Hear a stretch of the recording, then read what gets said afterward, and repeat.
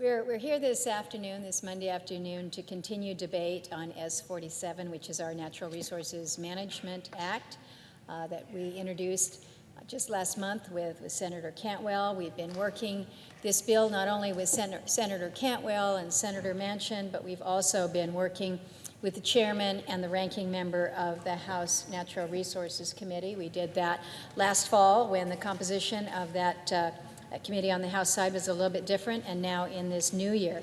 But we have been working forward with a commitment from our respective leaderships to bring this measure to the floor early in this Congress, and here we are. I am very thankful and appreciative to Leader McConnell and to Senator Schumer for keeping their word on this, allowing us a few days to debate this very important natural resources and lands package. We've got great partnership going on, working with my new ranking member on the committee, Senator Manchin, working with his team in conjunction with ours, and again, building on the great work that we had with my friend and colleague from the state of Washington, Senator Cantwell, and her team. There have been so many that have really come together in a very collaborative way and a very dedicated way to help make this happen. I mentioned the contributions of a few members on our side, a few members on the Democrat side, who have really been engaged with us throughout this process. Senator Gardner, Senator Daines, Senator Wyden, Senator Heinrich, the dozens of members who are on this measure as co-sponsors. We truly appreciate it. We made some good progress last week. We reached agreement to enter into debate on our bill. We considered two amendments. Both of those amendments were tabled in order to preserve what we would refer to as the spirit of the bicameral bipartisan agreement. We anticipate one more amendment to process today before we move to a cloture vote. But I will tell you, I'm pleased that we are at this point as we near the end of the floor debate on this measure. And I'd like to just spend a few moments this afternoon, if I may, Mr. President, to speak to the really extensive process that has gone into this bill. It's a substantive bill. There is no doubt about it, but it is substantive because of the many different, discrete, small provisions that have been incorporated into it. Reaching this point has been no small task. I mentioned last week that the way that we handle many of these lands matters before the United States Senate it's an imperfect process. That is certainly for sure.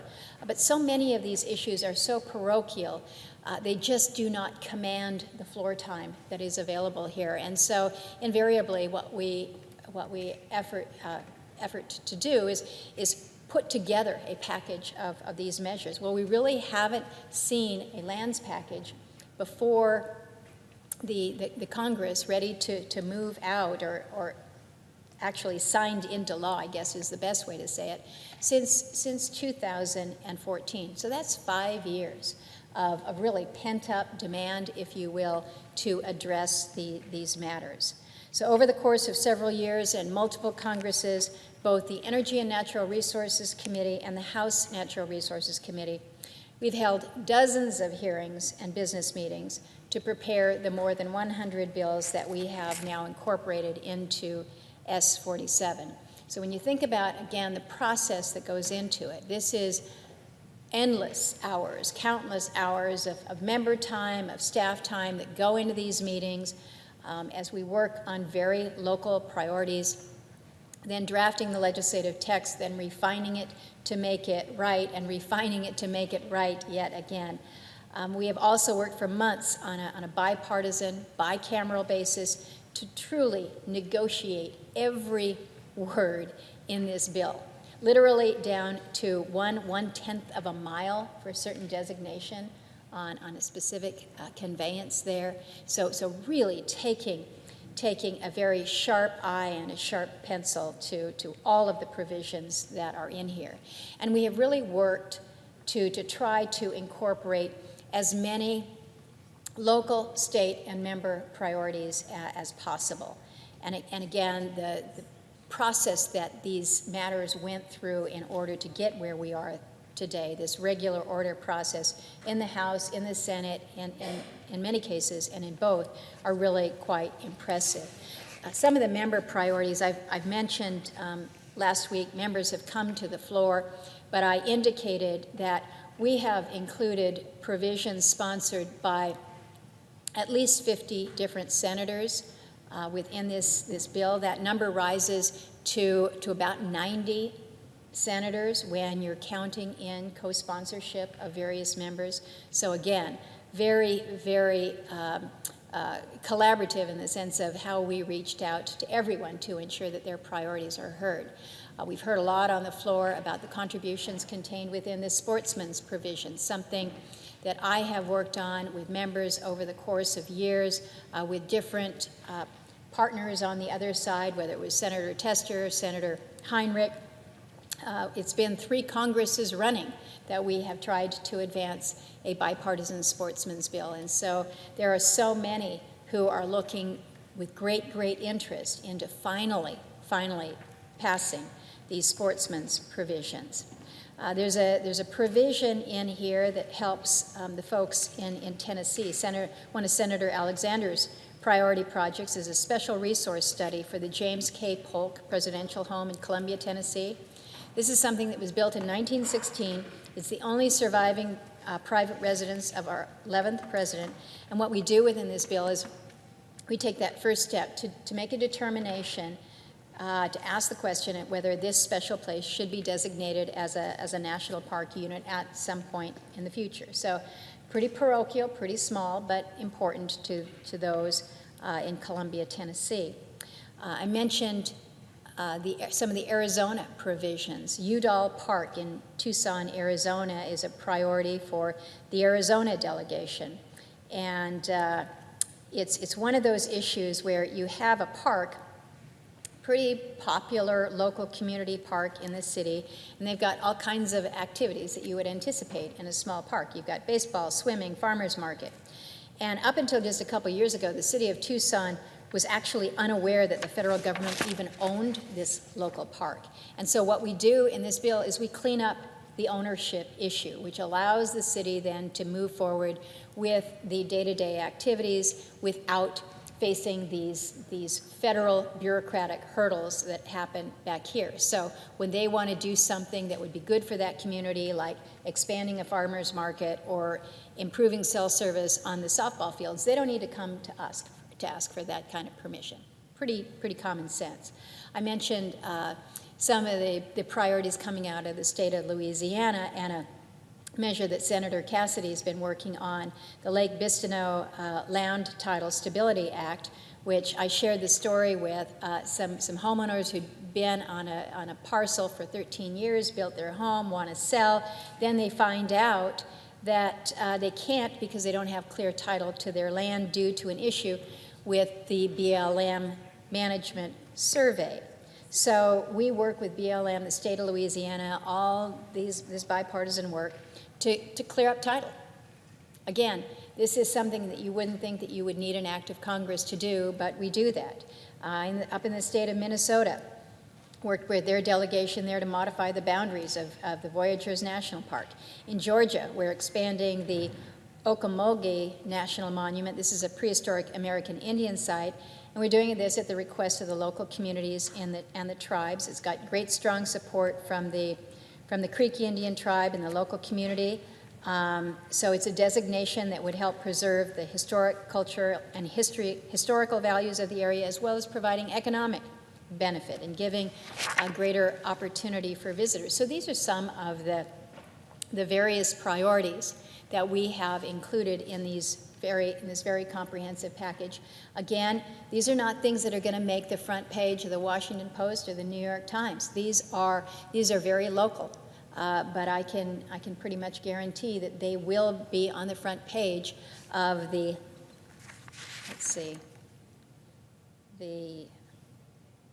Okmulgee.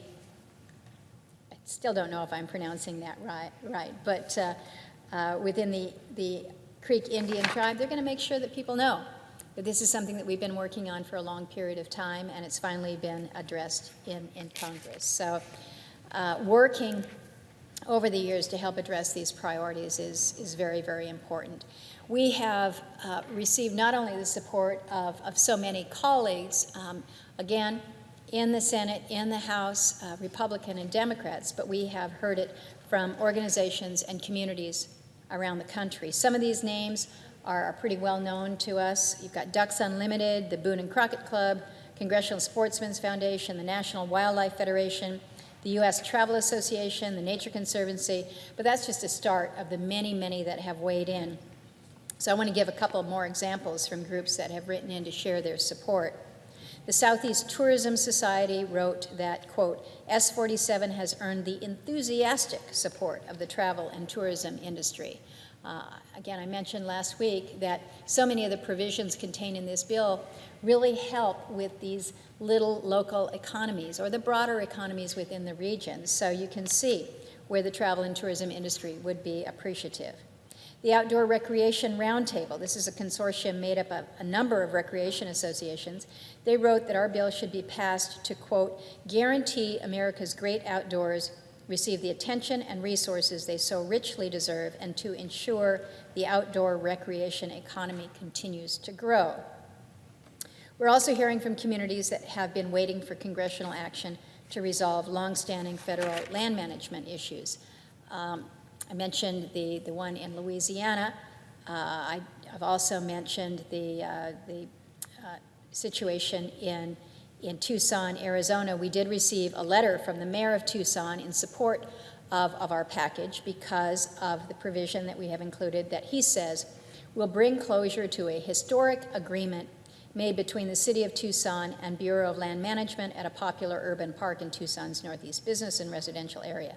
But again, that mayor knows that this is going to allow the local community to do some of the more simple tasks like operating a farmer's market without going through these bureaucratic hoops and hurdles. Another provision in the bill will convey a parcel of land on the shores of Lake Fannin to Fannin County in Texas. The county commissioner shared that by conveying this land, they will be able to, quote, continue the process to restore, preserve, and protect the historical significance and beauty this lake has to offer for years to come. So, again, just the encouragement that we're getting from the communities, from the organizations. I've certainly heard from a lot of Alaskans that are very pleased about where we are with this lands package. We heard from Sherry Beretta. Sherry is the chair of Chugach Alaska Corporation, and she wrote that, quote, Section 1113 of S47, while long overdue from our perspective, provides a welcome and extremely helpful mechanism for addressing serious inequities relative to our land settlement. So again, the land settlement in Alaska, decades old, and so we are still attempting to address some of those inequities, and this legislation allows us to do that. David Fee, who is the coordinating scientist at the Alaska Volcano Observatory, noted that, quote, current volcano monitoring capacity in the United States is deficient, and we are unable to accurately forecast and detect eruptions at an adequate level. So passing and funding this measure will provide for a safer and more resilient United States.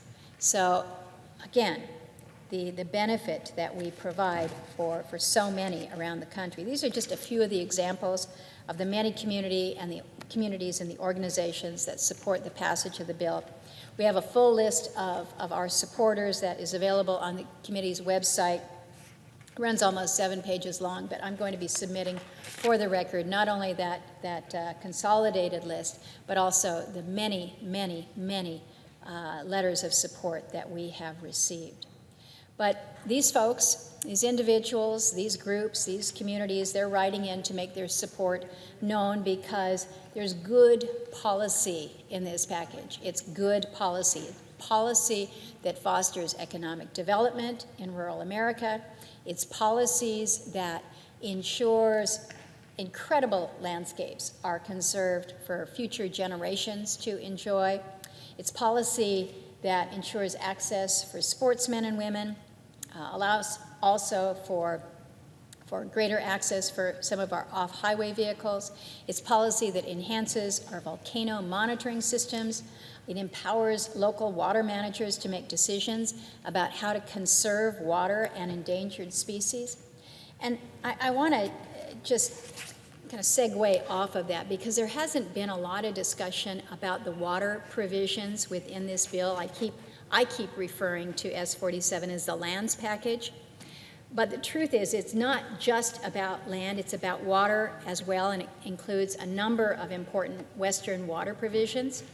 We improve water management by taking important steps to provide greater local control over water resources and promote management that balances the needs of water users with fish and wildlife protection. And as an example of this, we create a new Bureau of Reclamation title transfer program. This is going to facilitate conveyance of water facilities to the local agencies that have been managing them for decades, and in some cases, longer than decades, almost over a century, and that have fully repaid the government for the cost. So effectively, what we're talking about here is we're simplifying the process for local utilities, for states, and for tribes to pursue title transfers for reclamation projects, not by requiring an act of Congress to do it. So again, it's simplification, it's common sense, it's making things work. It's a straightforward change in the law that will make a huge, huge difference for the entities in 17 of our western states that manage water projects, canals, other water infrastructure that irrigates more than 11 million acres of land that provides us everything from fresh fruits and vegetables for millions of Americans every day. We also, in the bill, authorize individual title transfers to California and Oklahoma. These provisions will greatly improve water management and incentivize capital investment in water infrastructure while conserving the water resource and protecting public safety.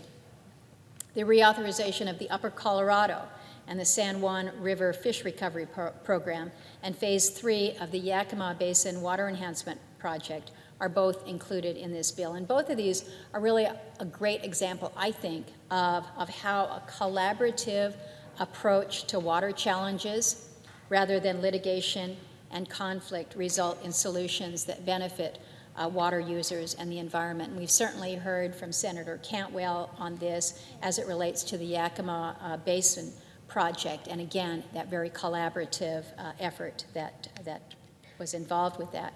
The Colorado River Project involves bringing 4 species of endangered fish back from the brink of extinction while water development projects move forward. There are other important water provisions that didn't make it into the bill for various reasons. I think many of us were disappointed, it's fair to say, but it's clear to me that there is a lot more that we have to do to address these major challenges with Western management of water and drought resilience. So we've got some issues to work through on that, certainly not the least of which is the Colorado River Drought Contingency Plan.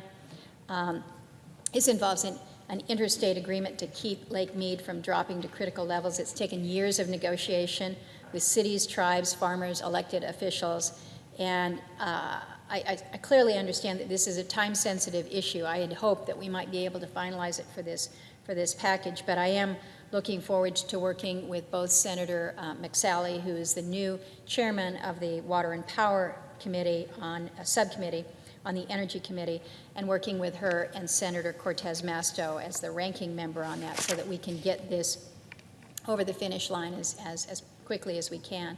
We also need to complete our work to reauthorize Bureau of Rec infrastructure funding programs to better utilize federal lands and water facilities for aquifer recharge and eliminate duplication in the permitting of reclamation pump storage projects. So we're making good strides on the water side with this measure as well. And so I think it is important to remind folks that it's a lands package, It addresses so many of the issues related to water. It is a sportsman's package, and it is truly a conservation package as we look to what we have included and incorporated as the permanent authorization of the Land and Water Conservation Fund. So this is a good bill we've got in front of us. We've been able to make it, in my view, a little bit better, even through our substitute amendment. I do know that we have many colleagues that if we had more time, they would say they'd have more amendments that they would like to offer to the package. And we're not going to have time or the ability to come to agreement to add them here.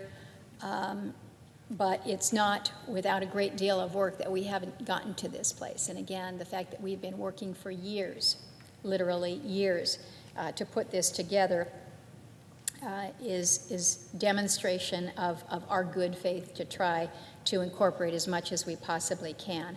And I do want to repeat, and I know that Senator Manchin has as well, this is not going to be our last chance to pass natural resources legislation in this Congress. As soon as we get done here, hopefully no later than early tomorrow, we're going to be right back at work. The Energy and Natural Resources Committee going back to work, holding hearings, moving lands legislation. This is our effort, what we're dealing with right now. Clear the deck and then move on to some new issues. So we'll be back again to move many of the provisions that perhaps weren't quite ready for this particular package. So later this afternoon, we're going to vote on a motion to end debate on S-47.